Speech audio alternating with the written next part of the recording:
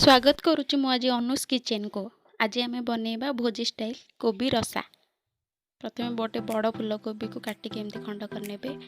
आउ गोटे बड़ आलू को एमती काटिक खंड कर नेबे। तापर आम गोटे प्यूरी बनैबा। तापई कौन कौन आवश्यक, 2टी टमाटो, 4 खंड पियाज, 7 ରୁ 8ଟି काजू आ 2टी लंका आपको ग्राइंडिंग करी गोटे स्मूथ प्यूरी बनैबा।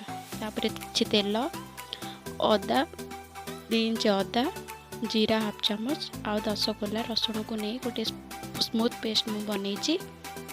स्वाद अनुसार लुण, बड़ 2 चम्मच अमूल, हाफ चम्मच गरम मसला, हाफ चम्मच करी पाउडर, गोटे बड़ पियाज को एमती पूरा खंड करने, सरू सरू खंड करने। ये आम गोटे मसला बनैचे, बड़ हल्दी गुंड गोटे चामच, आउ बड़ चामच लंका गुंड, आउ हाफ चामच धनिया गुंड को अधिक पानी रे फेंटी नेचे। फुटण पाई 2टी तेजपत्र, 4 ରୁ 5टी गोलमरीच, लवंग, किछि दालचीन आ 2टी गुजराती आ किछि कसुरी मेथी। चलते ये आम बनैबा भोजी स्टाइल फूलकोबी रसा। किछि पानी एमती नहीं जीवे, फुटिला परे कोबी को पकई देबे। कोबी को बेसी समय फुटिबा पई देबेनी, 30 सेकंड रु अधिक ताको फुटिबा पई देबेनी। गोटे फुटण आसला परे कोबी को काढी नेबे।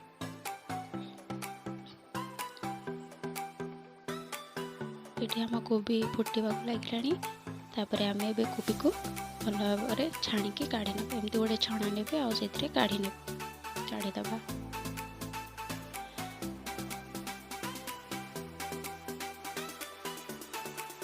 बेसी सिझेबेनी कोबी को, कहीं आमको मसला कोबी को सिझेबार अच्छे। बस ताकू टिके 30 सेकंड पाई बस गरम पानी रे गोटे फुटणा फुटे देवे। पूरा कलर चेंज होगापी देवेनी।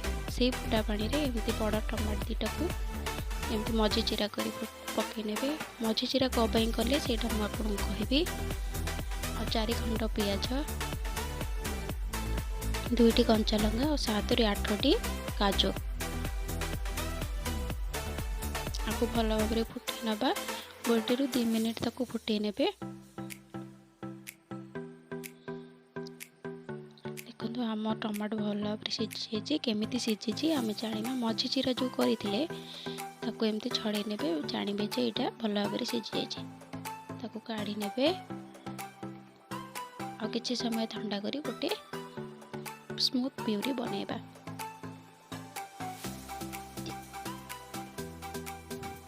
गोटे पैन रे किछि तेल, बड़ चम्मच 4 बड़ चम्मच तेल,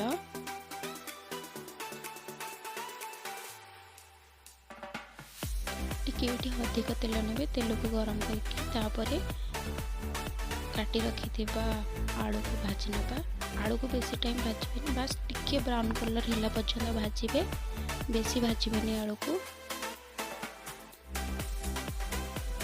देखो ये भल भाव भाजी जाइए और ब्राउन कलर भी आसी जाइए। प्लेट को काढ़ी नवा। तापर से तेल रे छाणी रखी कोबी को पकाइबा। कोबी को भी बेसी भाजबेनी, बस टिके कलर चेंज हो गले काढ़ी नेबे। कोबी भाजिया भितर आम ए टमाटर प्यूरी बनैबा। ये आमर टमाटर ठंडा हो जाए, एमती गोटे मिक्सर नेबे। टमाटो, कंचा लंका, पियाज और काजू को पकाई पानी जमा देबेनी, कहीं टमाटो को जुसी थाए। ए कोबी आमर हो जाए, गोटे प्लेट को काढ़ी नवा।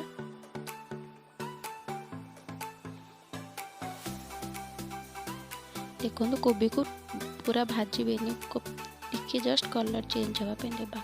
से तेल मु किछि काढ़ी नहीं, अल्प टिके तेल रे 2टी तेजपत्र, खंडे दालचीन, गुजराती गोटे, 4 ରୁ 5टी गोलमरीच और 3टी लवंग को पकेबा और टिके समय भाजवा।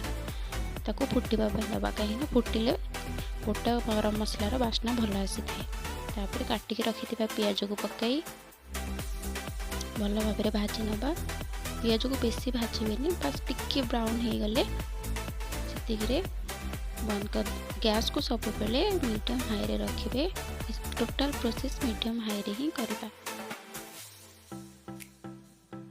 पियाज ये भल भाव भाजी जाइए। तापर आम तेल रे कसूरी मेथी को पकाइबा। तेल रे कसूरी मेथी को पकाइले तार फ्लेवर बहुत भल आसी थाए।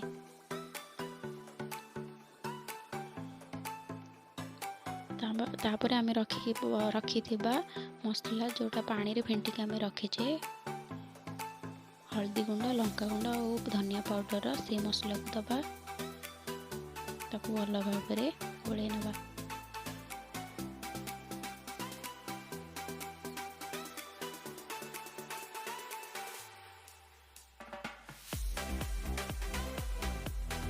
सेटा भल भाव फुटिला परे अदा रसुण और जीरार पेस्ट को दबा। सब बेले गैस फ्लेम हाई मीडियम रे ही रखिए। ताकू भल भाव फुटिला परे स्वाद अनुसार लुण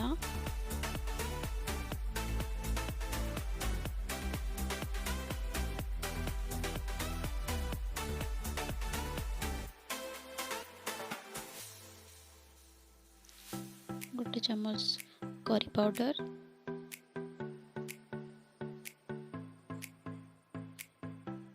तलू एमती घाटुवे कहीं तलू लगी जापे।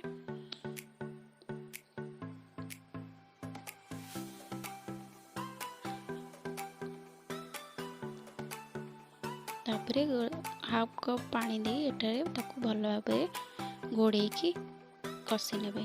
देखंतु 5 मिनिट पर मसला बहुत भल भाव कषि जाइए। पानी अंश सुखी जाइए। मसला भी सुखा सुखा हो जाइए। छाणिक रखि आलू को दबा। आलू को भल भाव मसला रे मिसई दबा।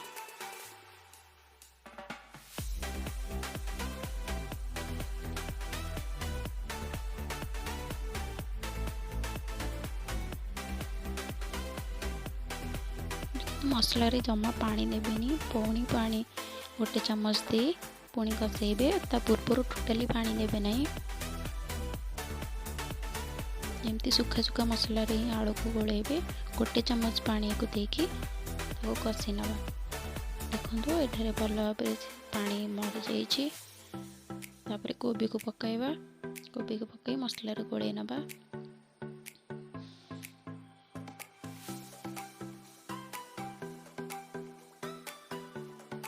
तापर रखिथिबा टमाटर प्यूरी की दबा। भल भाव गोले नवा।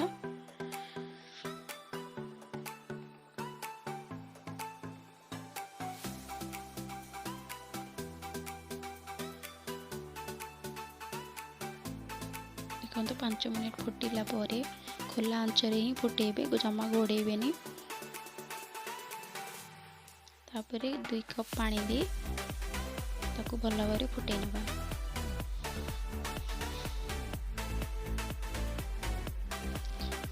पानी फुटिला भितर आमर आलू भी भल भाव सीझी